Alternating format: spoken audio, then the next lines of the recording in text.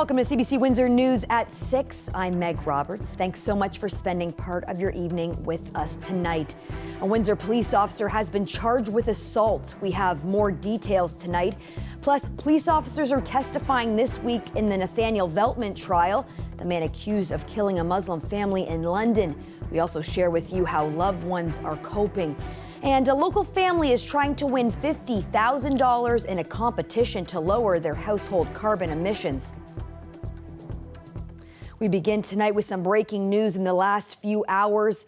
A Windsor police officer is facing charges of assault after an incident in Ottawa while he was off duty.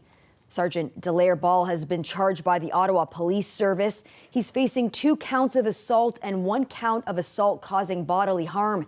It happened at a restaurant on Saturday in Ottawa. The Windsor Police Service tweeted this photo out on Sunday of its officers in that city. They were there to observe the Canadian Police and Peace Officers National Memorial Day. Ball was one of those officers. He's been on the force since 2016. Windsor police say he's been reassigned pending the outcome of this investigation. CBC Windsor got in touch with the Windsor Police Association, who said this is an unfortunate incident that took place considering staff was there to pay respects to officers who died in the line of duty. President of the WPA, Kent Rice, also says Ball is a fine, well-respected officer and is confident the incident will get resolved through the courts. Police officers are testifying this week at the Nathaniel Veltman trial, who's accused of killing members of a Muslim family in London. The officers were either in contact with Veltman or executed search warrants on his truck and apartment. And a warning, some of the information in this report may be disturbing for some viewers. Catherine Brulot is following the trial here in Windsor. Catherine, what's the latest? 2 of the detectives who either participated or were part of the search warrants, both in the truck and in the apartment of the accused, testified for the Crown this week. Detective Richard Veerman was responsible for taking pictures before the officers entered to do their search. He described the small studio apartment where the accused lived as strewn about, and also agreed to the defense suggestion that it was not very clean or in disarray. Pictures shown to the jury portrayed scattered clothes on the ground, dirty dishes, but also open cupboard and drawers. Detective Michael Hudson, who helped with the search, identified objects found in the room, such as a Bible in the garbage bin, a passport, but also a computer and a phone. Both electronic devices had their camera covered by a blue piece of tape. And another detective, Jessica Burt, testified that she gathered all the video from the surveillance camera in the apartment building. She said, and she showed the jury, that we could see the accused going in and out of his apartment a few times on the day of June 6, 2021, once with object for the garbage room of the apartment building, but one last time apparently empty-handed just moments before the Afzal family was hit. Catherine, I understand you heard testimony from another officer that the accused seemed relaxed and happy shortly after the event. The arresting officer in that case, Sarah Cochrane, was also called by the Crown. And I need to warn you that some of the images that you will see may be shocking to some viewers. She testified, and you will see in this video, that the accused was on his knee with his hand on his head before she even got out of her police cruiser. The constable said his behavior was worrisome to her, and she tried to test his compliance by asking that he lay on his stomach, which he did. Then the accused complied. She secured him and proceeded to arrest him, first for dangerous driving, and when more information came in, for murder. But she says, as one of her colleagues said last week, that he was smiling and seemed calm the whole time. The defense is going to cross-examine this constable tomorrow. Well, thanks so much for that, Catherine. That's the CBC's Catherine Brulot reporting live in front of the downtown courthouse. Members of the country's Muslim family are bracing for more painful evidence to be introduced in the Veltman case. As the trial unfolds, the community is wrestling with how to balance the risk of trauma and the need for the evidence of Islamic hate to be brought forward. Thomas Dagla reports, and just another warning here, this report does contain what some may view as disturbing details. More than 2 years after an avowed white nationalist at this intersection used a truck as a weapon, evidence heard at the trial is reopening the community's wounds. It's a mix of emotions. All of these things just bring about more grief and more shock. At the courthouse in London, supporters of the victims come to watch proceedings on a special video link, following every word as the 22-year-old accused stands trial for terrorism-motivated murder. Some of the evidence has been hard to digest. The pictures of the scene showing skid marks, video of Nathaniel Veltman's arrest in a parking lot beside his pickup truck, even recordings of him confessing to killing Muslims. I admit that it was terrorism. Imam Arij Anwar says, painful as it may be, evidence of Islamophobia must come to light. That is what we've been pointing to anecdotally before. Now we would have this as fact on record. The extent of the hate, the extent of the problem. 5 members of the Afzal family were attacked on that day, targeted for their traditional clothing. 4 were killed. Loved ones and friends are attending hearings in person in Windsor, some fearing they'll become targets too if they speak on camera. It does affect a lot of people that look like me. It's almost like we're reliving the incident that happened, and it's very difficult for us. This resource center in London is offering counseling, urging anyone affected to reach out. This is something that is a challenge for us, but we have a sense of patience, perseverance, and resilience, and we will be able to get through this. Community members say they hope the verdict will bring a sense of closure to the loved ones of the victims known here as Our London Family. They're also wishing for justice after the horror at this street corner. Thomas Daggs with CBC News, London, Ontario. U.S. President Joe Biden took the unprecedented step of joining a picket line today, right across from us in Detroit. He was with striking auto workers outside a General Motors warehouse, something no other sitting U.S. president has done. CBC's Magda Gabriselassie has more. A sitting president joining striking workers on the picket line. Experts say it's a first. Today, President Joe Biden flew to Michigan, where he was greeted by United Auto Workers President Shawn Fain and others, before making his way to a GM distribution center in a suburb of Detroit. There, he expressed his ongoing support for the workers on strike. You guys, the UAW, you saved the automobile industry back in 2008 and before. Made a lot of sacrifices, gave up a lot, and the companies were in trouble. But now they're doing incredibly well. And guess what? You should be doing incredibly well too. What do we want? Contract! When do we want them? Now! The strike at Ford, GM, and Stellantis has now been going on for almost 2 weeks. This after agreements couldn't be reached on a number of issues, including getting higher wages and reduced work hours. Now, with the talks recently, the UAW and Ford reported that there's been some progress, but there are still things that have to be worked out. The same has not been said about talks with GM and Stellantis. The union expanded its strike action against those two to include distribution centers. Those automakers have said they're disappointed, but they'll keep bargaining in good faith. Now, also coming to Michigan is former President Donald Trump. The frontrunner for the Republican presidential nomination is scheduled to speak at an auto parts supplier tomorrow evening in a suburb of Detroit. So in what is a battleground state, you've got both Biden and Trump trying to appeal to working class voters with these back-to-back visits. When it comes to the UAW and who it will back, last election Biden got the endorsement, but this time so far the union has held off. Today, the president said he wasn't worried about that. Magda Gabriselassie, CBC News, Washington. We've been keeping a close eye on how Ford's contract is being received with auto workers. Members ratified the deal with a 54% approval this weekend. We now know that the skilled trades membership voted down the deal in Oakville and Windsor. Some members have told CBC News that should block the deal according to Unifor's constitution. The union's president says that's not the case. Lana Payne confirmed the majority of skilled trade workers rejected the contract. She said that does not change any outcome of the deal, saying in a statement today that there is no way skilled trade members can block a ratification vote made by a bargaining unit like Local 200 here in Windsor. She went on to say that Unifor is holding meetings with skilled trades workers this week to review issues. A big part of that contract was securing job protections during the transition to electric vehicles. 1 in every 5 new vehicles sold in 2026 will need to be electric. The Prime Minister was asked about EVs in Toronto today. He told an audience of auto suppliers that materials for those electric components are coming from China because it's cheaper. And he says that needs to change. These cars we're saying they should be electrified in the next 5 to 10 years. But some of those processes go past that time frame.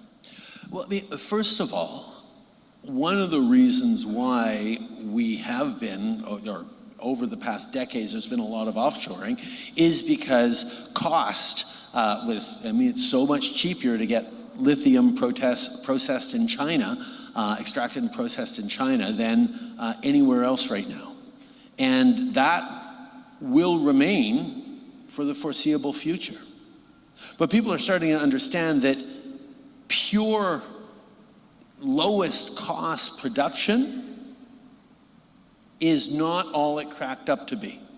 Russia's invasion of Ukraine has shown what happens when Europe got overly reliant on cheaper, easy energy coming in from Russia.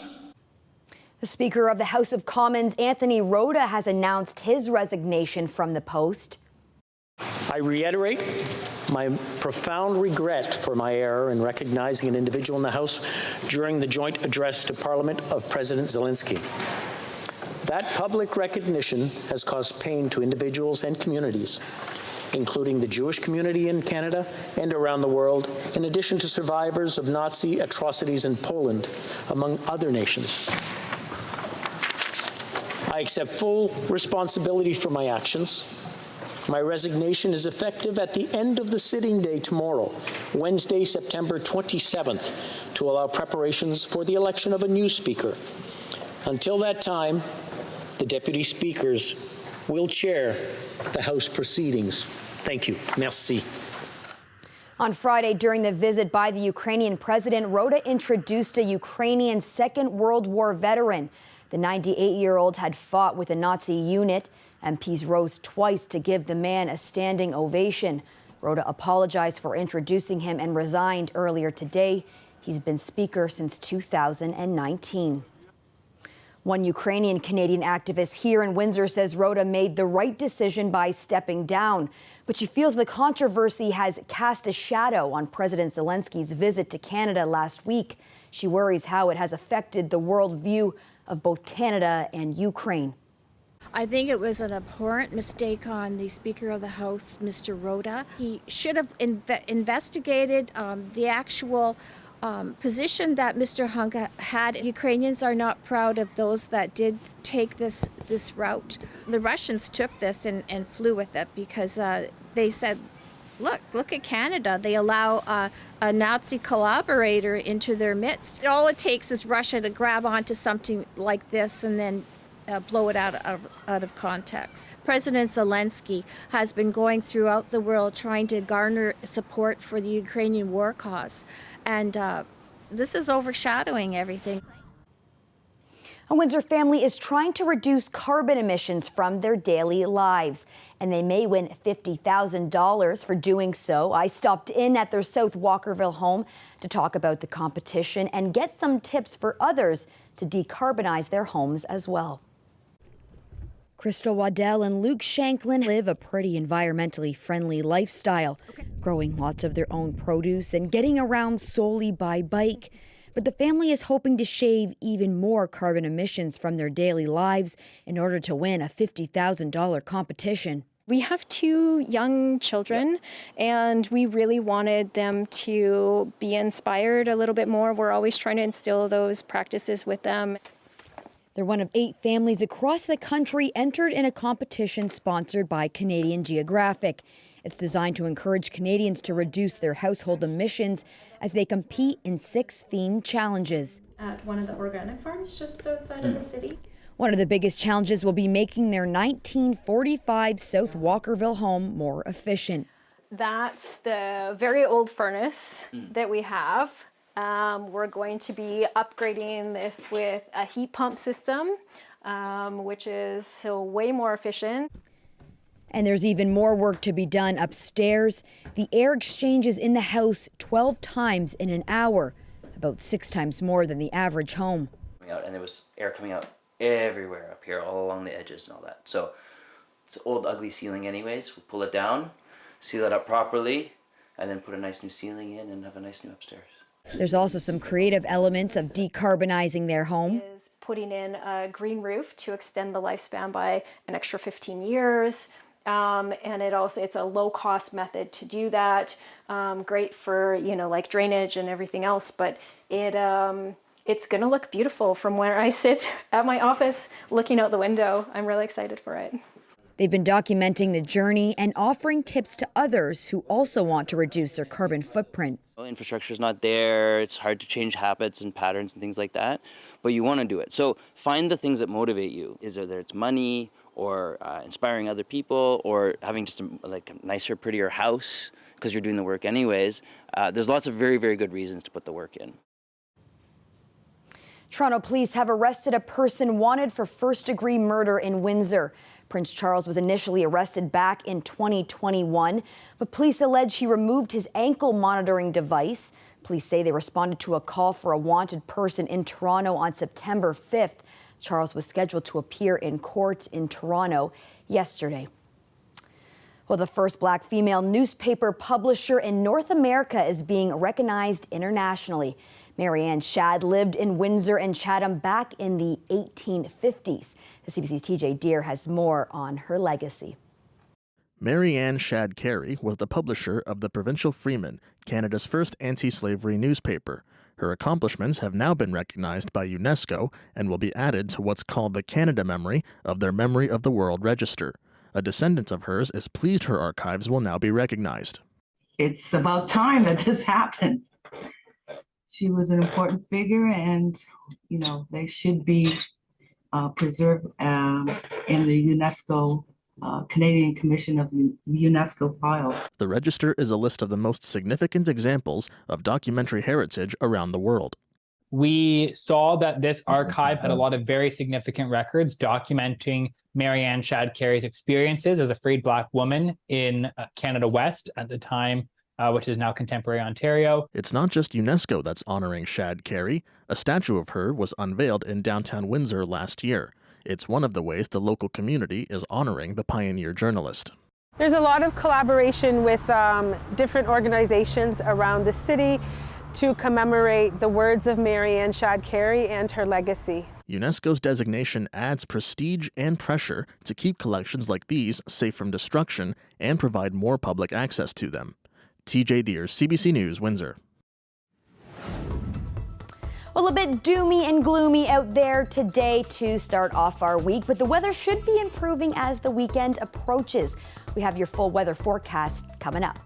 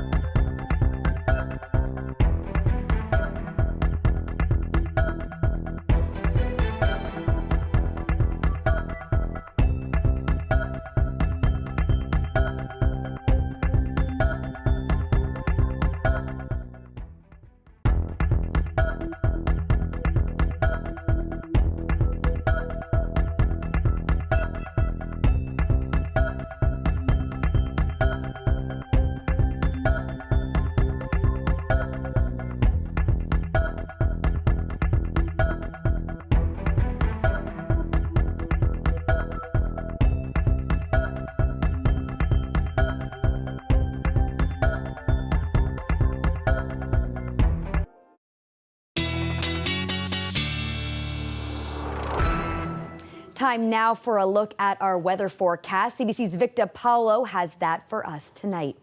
Looking at the map of North America here, Meg, one thing we can note is we have some warmer temperatures working our way towards southeastern Ontario. As you can see, Alberta, Saskatchewan, Manitoba, as well as northwestern Ontario is heating up. We're expecting temperatures to reach Windsor closer to the high 20s, close to the low 30s when it comes to our 3 and 7 day forecast. Now, when it comes to the rain and what we're expecting over the next 48 hours, well, we're expecting close to 23 millimeters here in Windsor. Nowhere else in southeastern Ontario will be getting wet, but the good news is once that rain is all said and done, it won't be that much rain anymore. 16 degrees is what it's going to be tonight, as you can see here, with a bit of rain also expected for the region. Now, where the rain's coming from, as you can see, it's coming off of all that systems happening in the Midwest. That Midwest rain system is bringing in those scattered showers, and that's what's going to be consistently coming through Windsor from Tuesday as well as into Wednesday and also into Thursday. But once that rain passes through and it's all said and done, the good news is when it comes to the rest of your Thursday, around your commute home in towards Friday, it's going to start clearing up. Now, looking at the rest of the weather, what it's supposed to look like for your 3 and 7 day forecast, as mentioned, Wednesday and Thursday, you see that rain coming in, but once it's all said and done for Friday, it's going to be a beautiful Friday. 23 degrees, it's going to be sunny here in Windsor. Can't complain to start your weekend off that way. When it comes to the lows, you can see it's going to be consistently around the mid-teens, so not too chilly, but also not too warm as well. Looking at Saturday, Sunday, Monday, and Tuesday, you can see that it's going to be a high of 24 on Saturday, a high of 26 on Sunday, as well as a high of 27 on Monday, and look at that 28 on Tuesday. The overnight lows, as you can see, once we reach Saturday, will be increasing, as you do see those 15s, 17s, and 16s are in store. Now, once all that rain is behind us, as mentioned, who's going to complain with 5 straight days of sunshine? It's a beautiful day here in Windsor when you can enjoy the water, you can enjoy the sun, and it's already October. Hope you all have a good rest of your night, and over to you, Meg. That's the CBC's Victor Paulo with what looks like could be some good news for this weekend. Last night we told you about robots helping seniors with loneliness. Well, coming up, we have a story for you about robots patrolling New York subways.